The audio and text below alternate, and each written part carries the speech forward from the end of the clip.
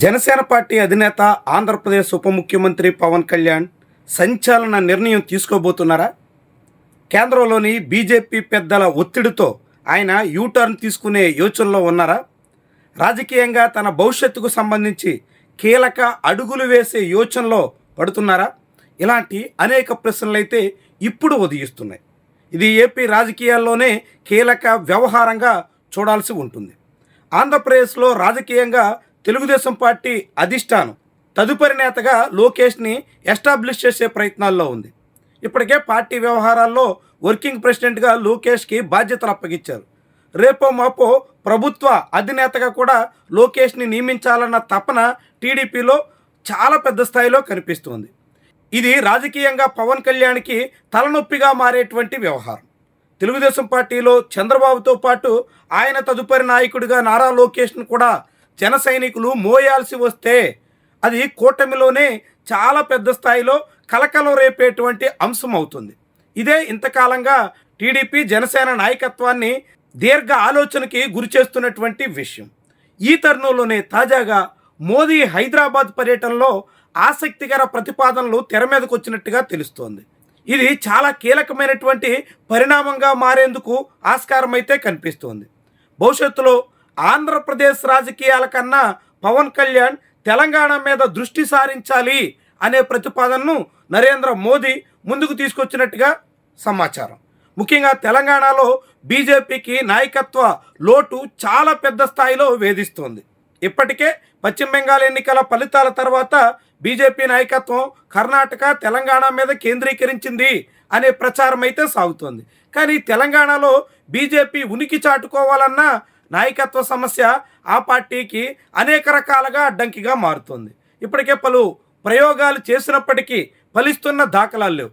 ఈ తరుణంలో పవన్ కళ్యాణ్ లాంటి చరిష్మా ఉన్న నాయకుడిని తెర మీదకు తీసుకురావాలి అని బీజేపీ భావిస్తున్నట్టుగా సమాచారం. అదే జరిగితే ఆంధ్రప్రదేశ్లో నారా లోకేష్కి లైన్ క్లియర్ కావడంతో పాటుగా పవన్ కళ్యాణ్కి భవిష్యత్తులో తెలంగాణ ప్రత్యామ్నాయ నేతగా ఎదిగే దిశలో బీజేపీ తోడ్పడేందుకు సిద్ధంగా ఉందన్న ప్రతిపాదన పవన్ కళ్యాణ్ ముందుకు వచ్చినట్టుగా ప్రచారం అయితే మొదలైంది. ఇదొక చాలా ఆసక్తిని రేకెత్తించేటువంటి విషయం. ఎందుకంటే తెలంగాణలో జనసేన నాయకత్వం చాలా ప్రయత్నాలు చేసింది. మొన్నటి అసెంబ్లీ ఎన్నికల్లో కూడా ఒంటరిగా బరిలో దిగి ఘోర పరాభవాన్ని మూటగట్టుకుంది. తెలుగుదేశం పార్టీ పోటీ నుంచి తప్పుకున్నప్పటికీ పవన్ కళ్యాణ్ మాత్రం తన పార్టీ అభ్యర్థులను బరిలో దింపిన చివరికి బర్రె లెక్క కన్నా కూడా తక్కువ ఓట్లు వచ్చాయి అనే అపఖ్యాతనైతే మూటగట్టుకుంది. కానీ బీజేపీతో జతకలిస్తే తెలుగుదేశం కూడా పవన్ కళ్యాణ్కి హైదరాబాద్, రంగారెడ్డి, దాంతోపాటు నిజామాబాద్, ఖమ్మం, నల్లగొండ ఇలాంటి ప్రాంతాల్లో సహకరిస్తే పవన్ కళ్యాణ్ రాజకీయ ఎదుగుదలకు పూర్తి స్థాయిలో ప్లాట్ఫామ్ ఏర్పాటు చేసుకోవచ్చు అనేటువంటి అంచనా అయితే వినిపిస్తోంది. ఈ అంచనాతోనే ఇప్పుడు పవన్ కళ్యాణ్ని తెలంగాణలో బీజేపీ నాయకత్వం రాజకీయంగా ప్రత్యామ్నాయ నాయకుడిగా ఫోకస్ చేయాలన్న ప్రతిపాదన అయితే ముందుకు తీసుకొచ్చింది. దీనికి పవన్ కళ్యాణ్ అంగీకరించాలా? ఆంధ్రప్రదేశ్లో మొత్తంగా పార్టీ ఆశలన్నీ వదులుకుని తాను తెలంగాణ మీద కేంద్రీకరిస్తే ఆ తర్వాత ఏపీలో జనసేన పరిస్థితి ఏమవుతుంది? ఏపీలో జనసేన బలహీనపడితే రాజకీయంగా ఆంధ్రప్రదేశ్లో మారేటువంటి పరిణామాలు ఎటు దారి తీస్తాయి? ఇలాంటి అనేక విషయాల్లో పవన్ కళ్యాణ్ ఎటూ తేల్చుకోలేక సతమతమవుతున్నారు అనేటువంటి అభిప్రాయం అయితే చాలామంది నుంచి ఇప్పుడు వినిపిస్తున్నటువంటి మాట. అటు ఆంధ్రప్రదేశ్, ఇటు తెలంగాణ రెండు రాష్ట్రాల రాజకీయాల్లో కూడా అనేక మార్పులకి ఆస్కారం ఇచ్చేటువంటి అంశంగా భావించాల్సి ఉంటుంది. మరి ఇలాంటి తరుణంలో ఒక జంక్షన్లో నిలబడినట్టుగా పవన్ కళ్యాణ్ ఎటూ తేల్చుకోలేక తీవ్రంగా మళ్ళా గుల్లాలు పడుతున్నట్టుగా సమాచారం. ఇప్పటికే జనసేన పార్టీ తరపున రాజ్యసభ ఎన్నికల్లో ఒక సీటు కూటమిలో భాగంగా దక్కితే ఎవరిని అభ్యర్థిగా పెట్టాలి అన్న దాని మీద జనసేన పార్టీలోనే చాలా పెద్ద చర్చ సాగుతుంది. పార్టీ నిండా కమ్మ నేతల పెత్తనం సాగుతుంది అనే అభిప్రాయం బలంగా వినిపిస్తున్నటువంటి తరుణంలో ఎంపీ అభ్యర్థిగా కూడా పవన్ కళ్యాణ్ ఆశిస్తున్నట్టుగా లింగంనేని రమేష్ కాకుండా కాపు నేతకు అవకాశం ఇవ్వాలన్న ప్రతిపాదన బలంగా వినిపిస్తుంది. కానీ దానికి పవన్ కళ్యాణ్ ఏమాత్రం సిద్ధంగా లేనట్టు కనిపిస్తుంది. కూటమి రాజ్యసభ అభ్యర్థిగా జనసేన తరపున దాదాపుగా లింగంనేని రమేష్ పేరుని ఆయన కన్ఫర్మ్ చేసినట్టుగా చెప్తున్నారు.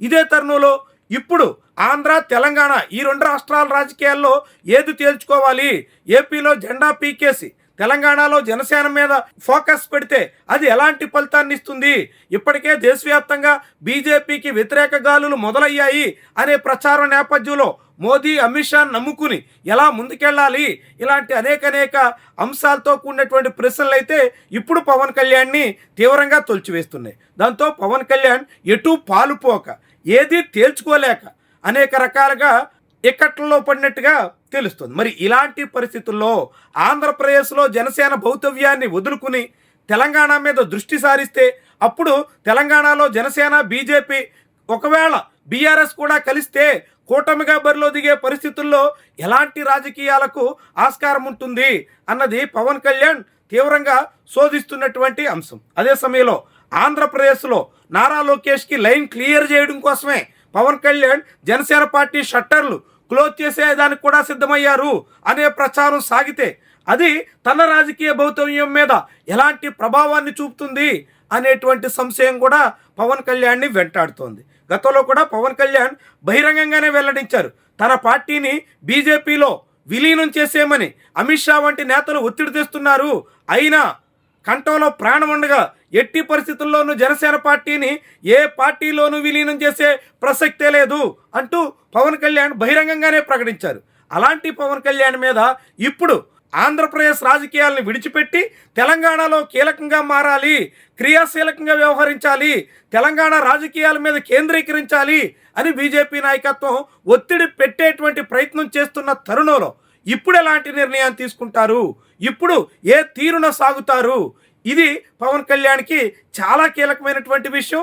పవన్ కళ్యాణ్కే కాకుండా ఆంధ్రప్రదేశ్ రాజకీయాల్ని తారుమారు చేసేసేటటువంటి వ్యవహారం. ఇక తెలంగాణలో ఆయన ప్రభావం ఎంత, ఆయన నిజంగానే గతంలో తెలంగాణ ఉద్యమం మీద, రాష్ట్ర ఆవిర్భావం మీద, సమైక్యాంధ్ర గురించి ఇలా రకరకాల సందర్భాల్లో చేసినటువంటి కామెంట్స్ రీత్యా ఇప్పుడు ఏం జరగబోతుంది, ఇవన్నీ కూడా ముఖ్యమైనటువంటి అంశాలుగా ముందుకొచ్చేదానికి ఆస్కారం ఉంది. ఇలాంటి పరిస్థితుల్లో పవన్ కళ్యాణ్ ఏం చేస్తారు, ఏ నిర్ణయం తీసుకుంటారు, మోదీ ప్రతిపాదనలను ఎంత మేరకు ఆయన అంగీకరిస్తారు, ఆయన అంగీకరించకపోతే బీజేపీ నాయకత్వం నుంచి పవన్ కళ్యాణ్కి ఎదురయ్యేటువంటి సవాళ్ళేంటి, ఒకవేళ అంగీకరిస్తే తెలంగాణ రాజకీయాల్లో ఆయన భౌతవ్యం ఏంటి, ఇలాంటి అనేక ప్రశ్నలు అయితే ఇప్పుడు ముందుకొస్తున్నాయి. ఏమైనా రాజకీయంగా పవన్ కళ్యాణ్ సందిగ్ధంలో ఉన్నారు అనేదానికి ఇదొక సంకేతంగా చూడాల్సి ఉంటుంది. తెలంగాణ ప్రతిపాదన కారణంగానే కేవలం ఆంధ్రప్రదేశే కాకుండా వివిధ రాష్ట్రాల్లో జనసేన ఎదగబోతుంది అని చెప్పే దిశలోనే ఇటీవల కేరళ, కర్ణాటక, ఒడిశా, యూపీ అంటూ పవన్ కళ్యాణ్ ప్రస్తావిస్తున్నారు అనే అంచనా కూడా వినిపిస్తుంది. ఏమైనా రాజకీయంగా జనసేన పార్టీ భవిష్యత్, పవన్ కళ్యాణ్ భౌతవ్యం అన్నింటినీ నిర్ణయించేటువంటి అంశంలో పవన్ కళ్యాణ్ ఎటు మొగ్గుతారు, ఏ తీరును సాగుతారు, చివరికి ఆయన తీసుకోబోయేటువంటి నిర్ణయం ప్రభావం ఎంత ఉంటుంది, ఇదంతా భవిష్యత్ రాజకీయాల్ని శాసించబోయే అంశంగా చెప్పాల్సి ఉంటుంది.